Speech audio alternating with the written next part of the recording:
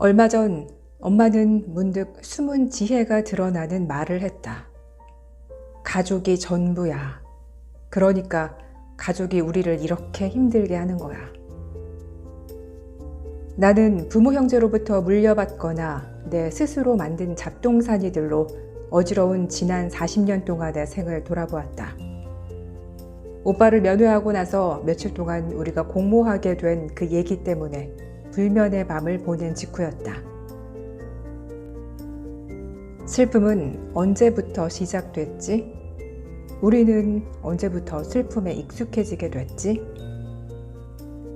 나는 원고를 다시 보며 아직 꺼지지 않은 담배를 입에 물었다. 담배 한 모금을 깊이 들이마셔 마음을 가라앉히고 펜을 집어들었다. 각각의 가족은 하나의 비밀사회다. 내 책이었으면 거기에 한마디 덧붙였으리라.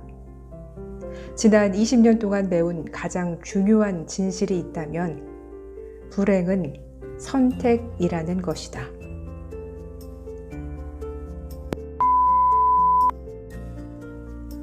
너는 살아남은 사람이잖아. 나는 불쑥 화를 냈다. 시끄러워. 앨리스, 다시는 내 앞에서 그런 말을 꺼내지 마. 살아남았다는 말, 내가 용감하고 굳세다는 말, 모욕이야. 나는 영웅이 아니니까. 나는 눈앞에 있는 세상에서 이성적으로 제정신으로 행동하는 척하려고 애쓰는 사람일 뿐이야. 나는 내 안의 일부가 고칠 수도 없게 망가진 기분이야. 늘 그런 기분으로 살아가. 그래도 어떻게든 비틀거리며 하루를 버티고 있어.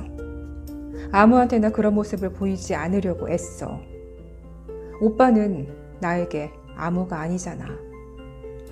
오빠는 이 미친 가족 중에서 내가 이 괴로운 세상을 함께 살아갈 만한 제대로 된 핏줄이라고 느끼는 유일한 사람이야. 그러니까 다른 사람들은 몰라도 오빠는 나를 살아남은 사람이라고 말하면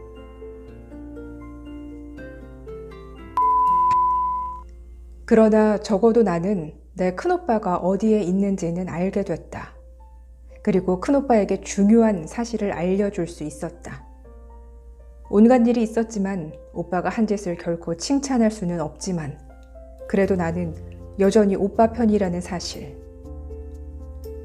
큰오빠의 성격상 나에게 다시 연락하기까지는 몇 주, 몇 달이 걸릴 것이다. 그래도 언젠가는 나에게 연락할 것이다. 그리고 나는 오빠의 연락을 받을 것이다. 엄마도 죄책감과 분노가 가라앉고 자신이 지어낸 이야기로부터 거리를 두기 시작하면 나를 찾을 것이다. 나는 엄마의 연락도 받을 것이다. 그리고 상처나 원한은 그려내지 않으려 애쓸 것이다. 전에는 5이었고 이제는 4시 됐다. 한 명은 몇 년 동안 세상과 격리되어 있을 것이다. 나는 평생을 가족이라는 문제에서 달아나려고 했다. 그러나 이제 감정의 틀이 달라졌다. 나는 내 오빠들 편에 설 것이다. 가끔 너그럽고 자주 악에 넘치는 엄마 편에 설 것이다. 절대 용서 못할 잘못을 저지르지 않는 한 엄마와 오빠의 면전에서 영원히 문을 닫는 일은 없으리라. 그러나 지금부터 나는 가족이라는 대혼란을 잘 다루기 위해 꼭 필요한 기술을 갈고 닦을 것이다.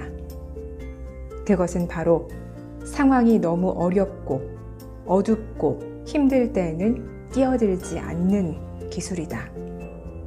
중요한 재능인 물러서는 기술도 갈고 닦으려 애써야 한다.